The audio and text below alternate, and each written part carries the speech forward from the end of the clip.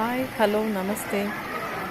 ఈ వీడియోలో నేను సౌత్ కొరియా రాజధాని సోల్కి దగ్గరలో ఉన్న సోల్ గ్రాండ్ పార్క్ అనే ఒక జూ చూపిద్దాం అనుకుంటున్నాను. ఇది ఫారెస్ట్లో ఉంటుందన్నమాట. బ్యూటిఫుల్ మౌంటైన్స్ మధ్యలో ఒక వ్యాలీలో ఉంటుంది. చాలా బాగుంటుంది. ఇక్కడ వాటర్ ఫాల్స్ కానీ లేదంటే ఇక్కడ స్ట్రీమ్స్ కానీ. ఐ హోప్ మీ అందరికీ బాగుంటుంది, నచ్చుతుంది అనుకుంటున్నాను. Let's get into the video.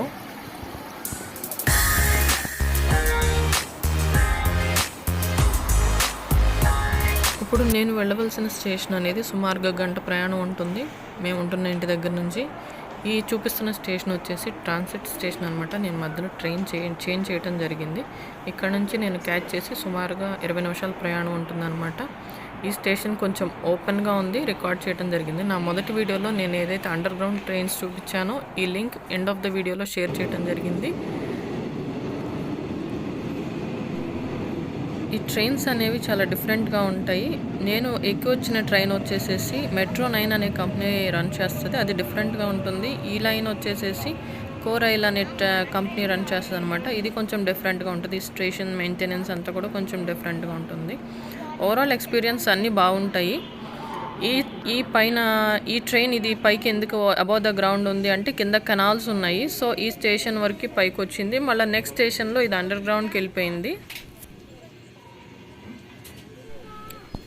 ఇప్పుడు మనం వెళ్ళాలనుకున్న డెస్టినేషన్ స్టేషన్ వచ్చేసింది. ఇది very old station when compared to line number 9 నేను ఏదైతే స్టార్ట్ అయ్యానో.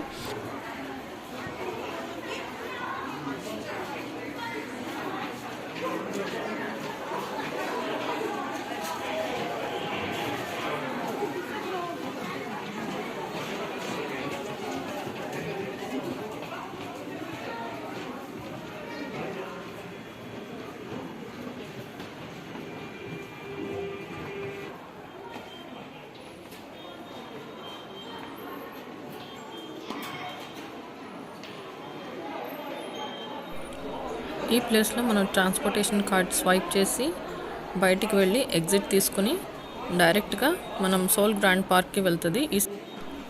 ఇక్కడ కొరియాలో వింటర్ కంప్లీట్ అయింది, స్ప్రింగ్లోకి ఎంటర్ అయింది. సో అందరూ ఇప్పుడు ఏంటంటే అవుట్డోర్స్ ప్రిఫర్ చేస్తారు. వీకెండ్స్లో, హాలిడేస్లో పిల్లల్ని తీసుకొని. ఇన్ని రోజులు కోవిడ్ ఎఫెక్ట్, ఈ వింటర్స్, ఎక్స్ట్రీమ్ వింటర్స్ ఉంటాయి కొరియాలో. -16, -17, -18, నేను -19 కూడా చూశాను 2014 సంవత్సరంలో. అంత ఎక్స్ట్రీమ్ క్లైమేట్లో ఏంటంటే పిల్లల్ని బయట తీసుకురావడానికి త్వరగా ఇష్టపడరు అనమాట.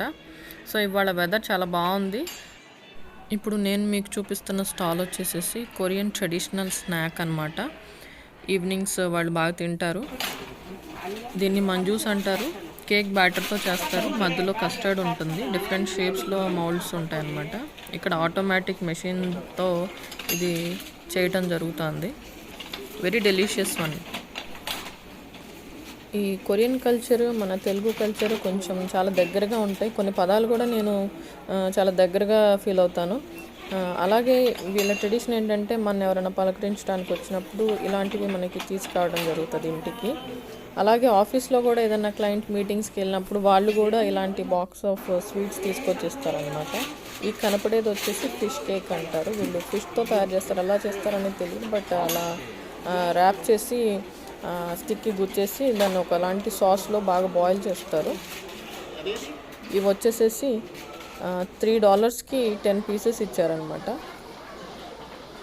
దీంట్లో మధ్యలో కస్టర్డ్తో పాటు రెడ్ బీన్ పేస్ట్ కూడా స్టఫ్ చేస్తారు. అంటే జస్ట్ లైక్ మన పూర్ణాలు లాగా అనమాట. చాలా చాలా డెలిషియస్గా ఉంటుంది.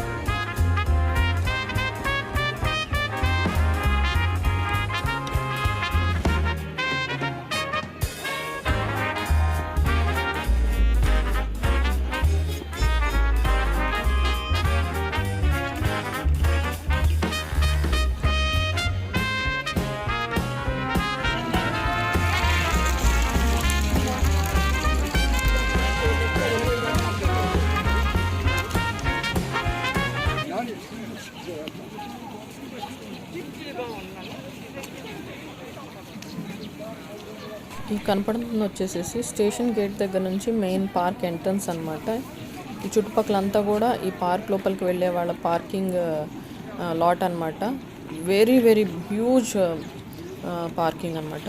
మీరు చూడొచ్చు ఎంత రష్ ఉంటుంది అనేది. మేము అన్ఎక్స్పెక్టెడ్గా వచ్చాము, ఇంత క్రౌడ్ ఉంటుంది అనుకోలేదు. ఇవాళ వెదర్ బాగుండటం వల్ల అందరూ ఇవాళే ప్రిఫర్ చేసినట్టున్నారు. అందరూ పిల్లలతో వచ్చారనమాట. ఈ ఫుడ్ ఇక్కడ తీసుకొని వెళ్ళిపోయి వాళ్ళు లోపల తిరుగుతా ఈ మధ్యలో బ్రేక్ తీసుకుని తింటూ ఉంటారు. ఇది వీళ్ళ ట్రెడిషనల్ ఫుడ్ అనమాట. కింబప్ అంటారు, సీవీడ్తో చేస్తారు. నాచు, మన తెలుగులో నాచు అంటారు కదా, అది డ్రై చేసి వాటిని కాల్చి ఒక ర్యాప్లా పెట్టి దాని లోపల రైస్, సన్నగా కట్ చేసిన క్యారెట్స్ అవన్నీ పెట్టి రోల్ లాగా చుడతారనమాట. ఈ చిన్న చిన్న గవ్వలు అనేవి ఈ స్ట్రీట్ వెండర్స్ అమ్ముతారు. ఇది కుక్ చేస్తారు, వాటర్లో బాయిల్ చేస్తూ ఉంటారు. అది ఎలా తింటారనేది నాకు తెలియదు, బట్ బాయిల్ అయినాక అది సాఫ్ట్ అవుతుంది అనుకుంటున్నాను నేను. ఈ బారు చిన్న చిన్న వెండర్స్ అందరూ ఓల్డ్ పీపుల్ అనమాట. ఇది ట్రెడిషనల్ ఫుడ్ వీళ్ళది. ఇలాంటి స్టాల్స్లో కూడా వీళ్ళు ఏంటంటే ఇక్కడ లంచ్ చేసేసేసి ఇంకా లోపలికి వెళ్ళి సాయంత్రం వరకు పిల్లలతో సరదాగా తిరిగేసేసి మళ్ళీ ఈవినింగ్ వచ్చేటప్పుడు కూడా ఇక్కడే తినేసి ఇంటికి వెళ్ళిపోతారు. ఇక్కడ ఆకులు లేపేసరికి ఏ చెట్ల మీద ఎన్ని పక్షి గూళ్ళు ఉన్నాయనేది చాలా క్లియర్గా కనపడుతుంది.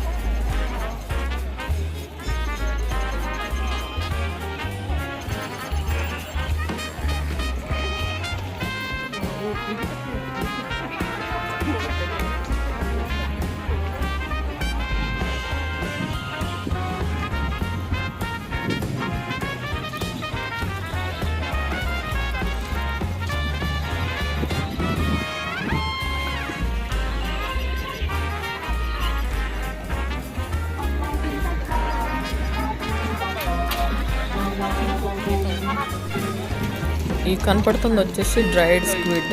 దాన్ని కింద బార్బిక్యూ లాగా కాల్స్తున్నారు. దాన్ని ఎలా తింటారో సాస్ లేకుండా. ఇది వచ్చేసి మెయిన్ ఎంట్రన్స్ అనమాట. ఈ ఎంట్రన్స్లో వచ్చేసేసి ఎలిఫెంట్ ట్రైన్ అనేసి ఉంటుంది. దాన్ని క్యాచ్ చేసి మనం డైరెక్ట్గా లోపల జూ గేట్, ఇంకో గేట్ ఉంటుంది, అక్కడ వరకు తీసుకెళ్తారు. లేదంటే మనం వాక్ చేస్తూ కూడా వెళ్ళొచ్చు.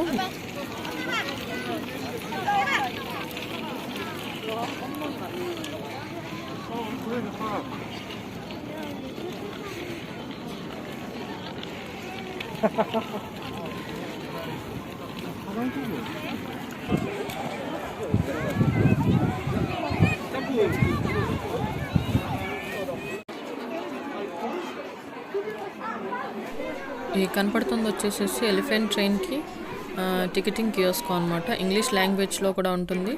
Easy to use. అడల్ట్స్కి $3 ఉంది, చిన్నపిల్లలకి $1 దాకా ఉంది. సుమారుగా పెద్దవాళ్ళకైతే $185 దాకా ఉంది, చిన్నపిల్లలకైతే $65 దాకా ఉంది టికెట్ అనమాట. ఓన్లీ లోపలికి వెళ్ళడానికి ఎలిఫెంట్ ట్రైన్కి. చాలా రష్ ఉంది, అందరూ పిల్లల్ని తీసుకుని వచ్చారు.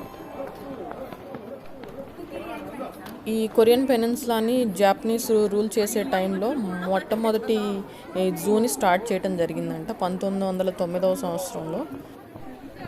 వీళ్ళకి జాపనీస్ నుంచి ఫ్రీడమ్ వచ్చినాక కొన్ని సంవత్సరాలకి అక్కడ స్టార్ట్ చేసిన జూని ఈ చాంగిసన్ మౌంటైన్ అనే దగ్గరికి షిఫ్ట్ చేయడం జరిగిందనమాట. ఇది వెరీ హ్యూజ్ బ్యూటిఫుల్ ఫారెస్ట్ అనమాట. ఒక సుమారుగా 8 కిలోమీటర్స్ స్ట్రెచ్ ఉంటుందంట ఈ మౌంటైన్ రేంజెస్ అనేవి కూడా. న్యాచురల్గా ఫామ్ అయిన స్ట్రీమ్స్ కానీ వాటర్ ఫాల్స్ కానీ లోపల. దీనికి రకరకాల కోర్సులు ఉంటాయి లోపల. Healing forest, relaxing forest, botanical gardens, children zoo park అని, మెయిన్ జూ పార్క్ అని చెప్పేసి ఇలా రకరకాలు ఉన్నాయి. ప్రతిదానికి కూడా డిఫరెంట్ ఎంట్రన్స్ టికెట్స్ ఉంటాయి అన్నమాట. అది పెద్ద హ్యూజ్ అమౌంట్ కాదు, అఫోర్డబుల్ అమౌంట్ అనమాట. ఈ ఫారెస్ట్కి ఒక చిన్న హిస్టరీ కూడా ఉంది. ఆ జపనీస్ రూలింగ్ టైంలో ఏంటంటే వరల్డ్ వార్ టైం జరుగుతున్నప్పుడు ఈ జపనీస్ వాళ్ళందరూ ఇక్కడ ఉన్న యానిమల్స్కి పాయిజన్ చేసి చంపేయడం జరిగింది. ఈ వర్కర్స్ ఎవరైతే కొరియన్ వర్కర్స్ ఉన్నారో ఈ వరల్డ్ వార్ టైంలో ఎస్కేప్ అవటానికి ఈ జూ కీపర్స్ వీళ్ళందరూ కూడా కొన్ని యానిమల్స్ని వదిలేయటం జరిగింది. ఆ ఎస్కేప్ అయిన యానిమల్స్ వరకు ఉన్నాయి, కానీ రిమైనింగ్ యానిమల్స్ చనిపోయినాయి అంట ఆ టైంలో. అది ఎంతవరకు నిజం అనేది నాకు తెలీదు.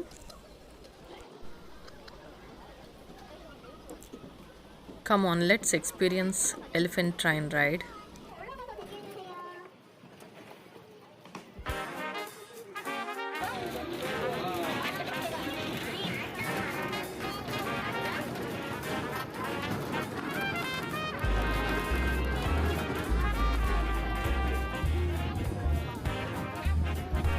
ఇందాక నేను చూపించిన పార్కింగ్ వ్యూ అంత క్లియర్గా లేదు, బట్ ఇప్పుడు మీరు చూడొచ్చు ఆ కనపడేదంతా కూడా one side of parking view అనమాట. అదర్ సైడ్ కూడా సేమ్ ఇంతే లెంత్లో పార్కింగ్ ఉంది. ఈ పార్కింగ్ సంబంధించి ఛార్జ్ చేస్తారు, అది కూడా కియోస్కోస్ ఉంటాయి. ఇది వచ్చేసి ట్రామ్ కార్స్ స్టేషన్ అనమాట. జస్ట్ ఈ రైడ్ కోసం వచ్చే వాళ్ళు కూడా ఉంటారు. ఇక్కడ స్టార్ట్ అయ్యి హిల్ మీదకి వెళ్తారు, మళ్ళీ అక్కడి నుంచి రిటర్న్ వస్తారు. It takes more than half an hour to 40 minutes journey ఉంటుందన్నమాట. ఇది ఒక లేక్ మీద నుంచి వెళ్తుంది. Beautiful experience. Botanical gardens lake మీద నుంచి వెళ్తుంది అనమాట ఈ రైడ్.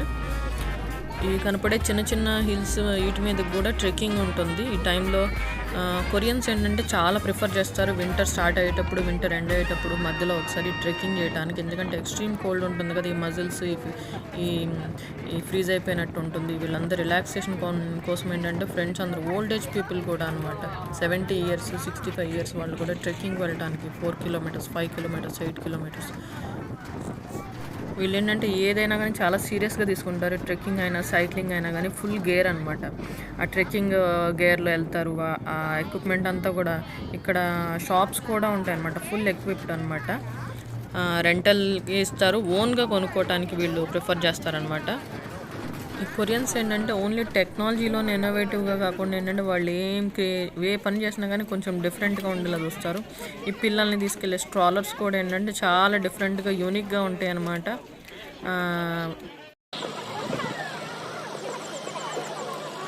ఇప్పుడు నేను రికార్డ్ చేసిన టైం నుంచి ఇంకొక 1 or 2 weeksలో ఈ రోడ్ అంతా ఇలా చేంజ్ అవ్వబోతుంది అనమాట. చెరీ బ్లోజమ్ ఇంత బ్యూటిఫుల్గా ఉంటుంది.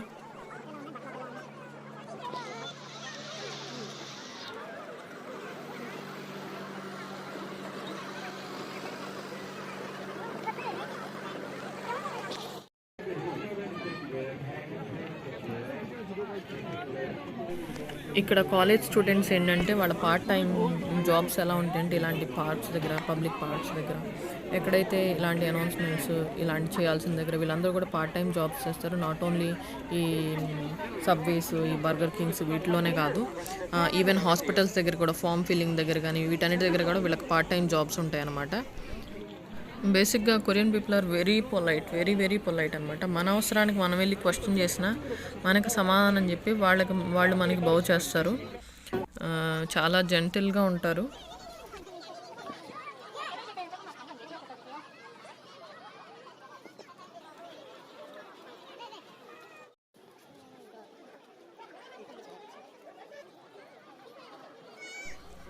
ఇక్కడ లోపలికి కిక్ బోర్డ్స్ కానీ స్కేటింగ్ షూస్ కానీ ఇలాంటివి అలౌ చేయరు. నేను మా పాపకి కిక్ బోర్డ్ తీసుకొచ్చాను, బట్ బయట పెట్టాల్సి వచ్చింది. ఎందుకు అని నేను లోపలికి వెళ్ళాక అర్థమైంది. ఎందుకంటే అంత రోడ్స్ చాలా స్లోపీగా హిల్ ఏరియా కదా, యాక్సిడెంట్స్ అయ్యే ఛాన్సెస్ చాలా హై ఉన్నాయి. అందుకని వాళ్ళు అలౌ చేయలేదు. నేను ఫస్ట్ ఫీల్ అయ్యాను.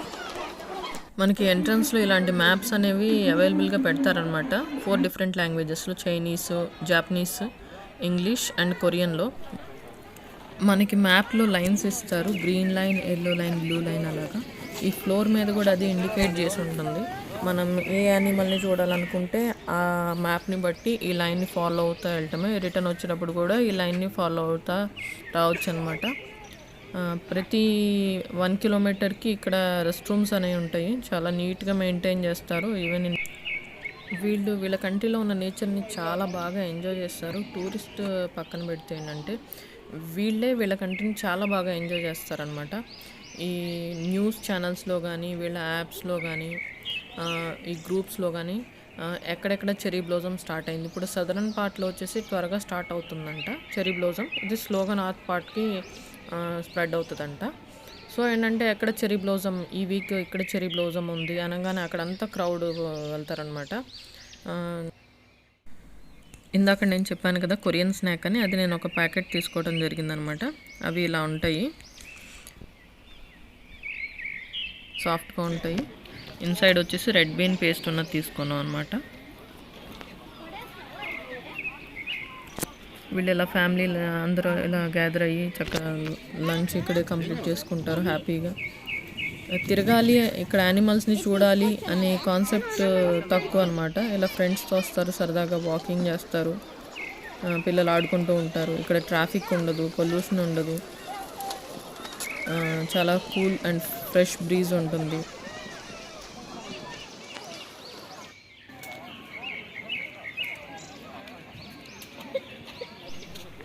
ట్రెక్కింగ్ అని చెప్పాను కదా, ఇప్పుడు ఆ వెళ్ళే గ్రూప్ అంతా కూడా మార్నింగ్ వెళ్ళి ట్రెక్కింగ్ కంప్లీట్ చేసి ఇప్పుడు రిటర్న్ అవుతున్నారు వాళ్ళు.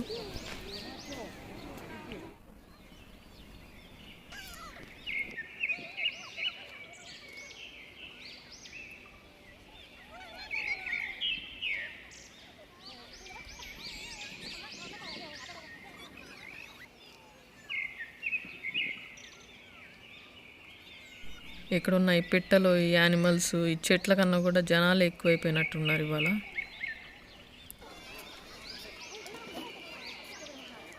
ఎవరికాళ్ళు ఎవరు ఉండర్లే అనుకుని వచ్చినట్టున్నారు మాలాగా. ఫారెస్ట్ మధ్యలో కూడా ఈ వెండింగ్ మిషన్స్.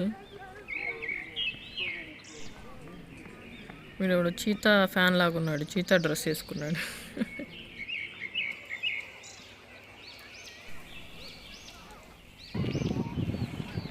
ఈ ట్రామ్ కార్ చూసారు కదా, అక్కడ ఎంట్రన్స్లో స్టార్ట్ అయింది. నేను ఎంత జర్నీ చేసి వచ్చాను, ఇక్కడ కూడా ఎండ్ అవ్వాలి. ఇంకా చాలా లోపలికి ఉంటుంది ఈ ట్రామ్ రైడ్ అనేది. ఈ slopes, up hill, down hill, వీటి మధ్యలో యానిమల్స్. ఇక్కడ లైన్ కాఫీ తాగుతా లైన్ని చూస్తా ఎంజాయ్ చేయడానికి లైన్ కేఫ్ అని ఒకటి పెట్టారు ఇక్కడ.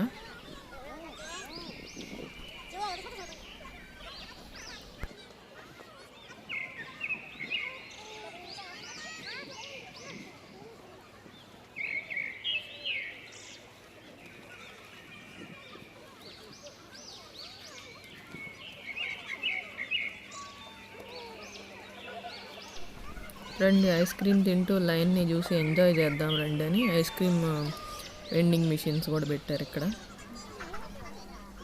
ఐస్ క్రీమ్ ఇక్కడ, లైన్ ఏమో ఎక్కడో కూర్చొని ఉంది కనపడుకోకుండా. దానికోసం మళ్ళీ ఇంకో దాటికి వెళ్ళి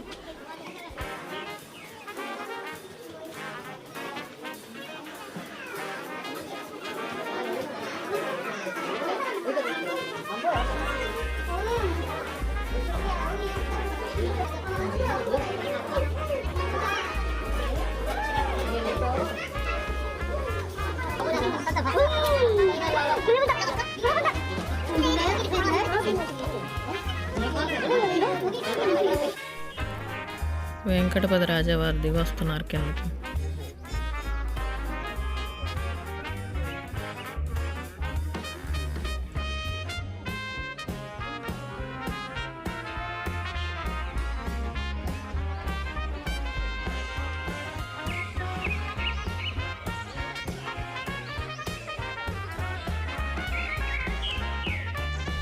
ఇదేంటని నాకు అర్థం కాలేదు కానీ ఆకుల్ని వాటికి చెట్లకు గుచ్చారు.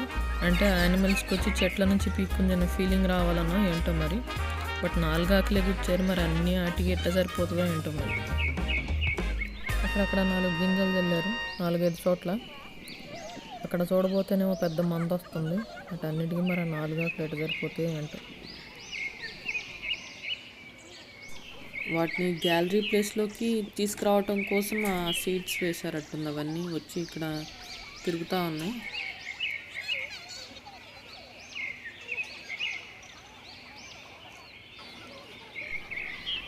ఈ ఏరియా అంతా వచ్చేసి పిల్లలకి రిక్రియేషన్ లాగా అనమాట. చిన్న చిన్న ప్లే పిన్స్ లాగా ఉన్నాయి. ఈ వాళ్ళ సైజుకి తగ్గట్టుగా క్లైంబింగ్ అనమాట. చూడండి ఎంత కష్టపడుతున్నారు. వీళ్ళు ఎక్కువ ఈ కొరియన్ కల్చర్లో ఈ వుడెన్ స్ట్రక్చర్స్ అనేవి బాగా కనపడతా ఉంటాయి. వీళ్ళ రూఫ్స్ కానీ ఇప్పుడు పెద్ద పెద్ద అపార్ట్మెంట్స్లో కూడా ఫ్లోరింగ్ వచ్చి వుడెన్ ఫ్లోరింగ్ ఉంటుంది. హీటింగ్కి వాటికి సరిపడేలాగా అనమాట. మరి మన దగ్గర నాకు ఒక చిన్న డౌట్ ఉంది ఏంటంటే, మన దగ్గర వుడ్కి ఈ టెర్మైట్స్ అనేవి చాలా ఈజీగా వచ్చేస్తాయి. మరి ఇంత ఫారెస్ట్లో ఈ వుడ్కి ఈ టెర్మైట్స్ ఇవన్నీ రాకుండా మరి ఎలా మేనేజ్ చేస్తున్నారో, మరి ఏం వుడ్ అనేది తెలియదు. కానీ నేను 2014లో వచ్చినప్పుడు ఉన్న అవే బ్రిడ్జెస్ అనమాట. ఇప్పటికీ కూడా అంతే స్ట్రాంగ్గా ఉన్నాయి. అయ్యో, నన్ను చూసి బర్డ్స్ ఎగిరిపోయినట్టున్నాయి.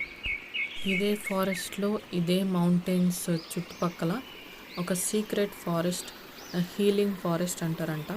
అక్కడ ఏంటంటే పైథాన్ సైడ్స్ అనే ఒక ఆర్గానిక్ న్యాచురల్ సబ్స్టెన్స్ ప్లాంట్స్ నుంచి ఎయిర్లోకి రిలీజ్ అవుతుందంట. మనం మెడిసిన్స్లో కూడా యూజ్ చేస్తారంట.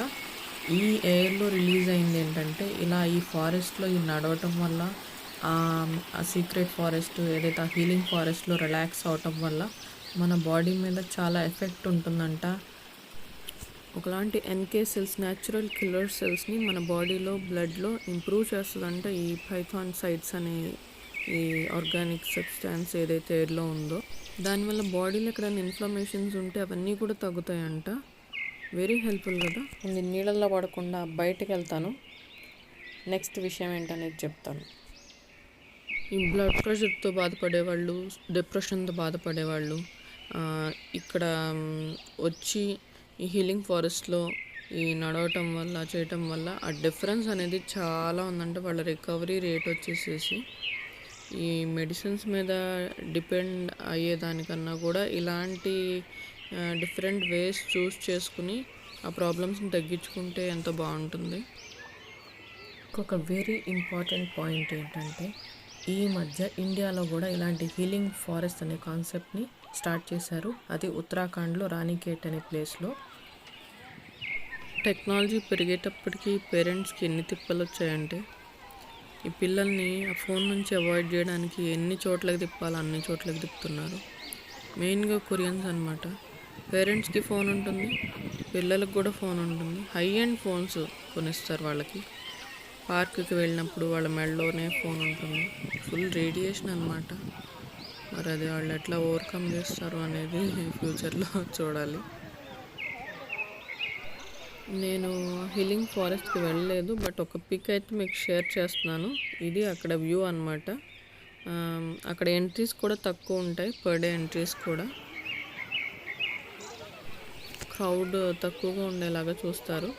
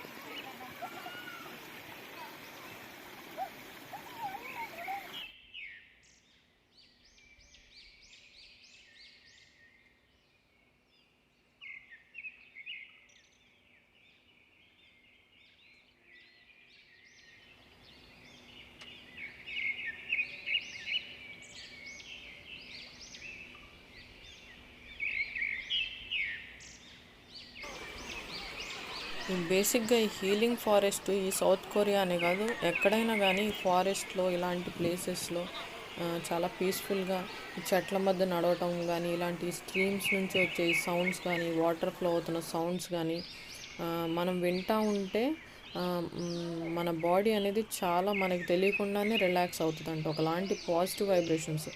డిఫరెంట్ సీజన్స్లో డిఫరెంట్ సౌండ్స్, డిఫరెంట్ వైబ్రేషన్స్ ఉంటాయంట ఫారెస్ట్లో కూడా ఎప్పుడు కూడా. అది ప్రతి ఒక్కళ్ళు ఎక్స్పీరియన్స్ చేయాలన్నమాట.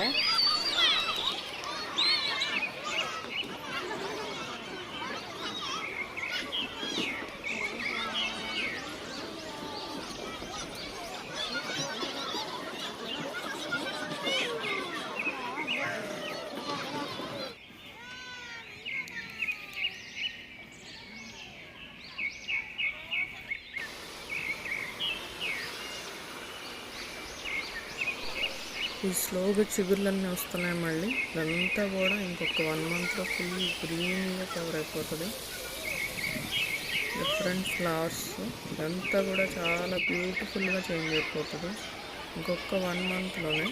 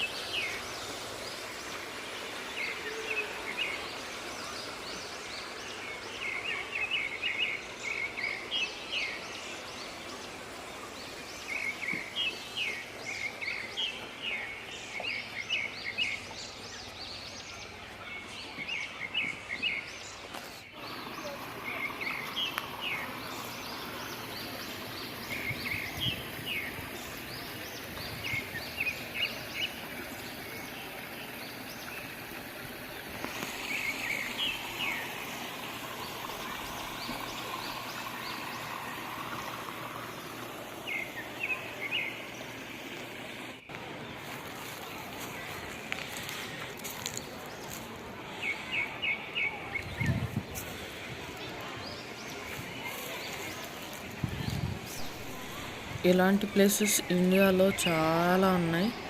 నాకు అవకాశం రాలేదు చూడటానికి. కాకపోతే ప్రజెంట్ నేను ఇక్కడ ఉంటున్నాను కాబట్టి ఇక్కడ చూస్తున్నాను. ఇండియాలో అవకాశం వస్తే ఇండియాలో కూడా తప్పకుండా చూస్తాను.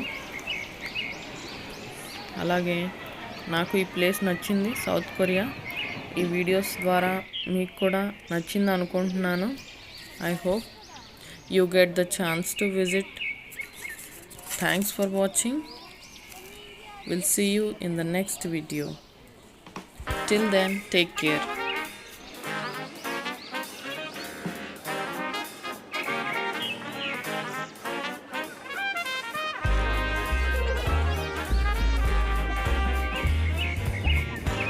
నా వీడియో నచ్చితే సబ్స్క్రైబ్ చేయండి, లైక్ చేయండి, షేర్ చేయండి. మీకు ఏ విషయం నచ్చింది అనేది కామెంట్ సెక్షన్లో కామెంట్ చేయండి. Thank you. ఇంకో విషయం, don't forget to click on bell icon. Please subscribe.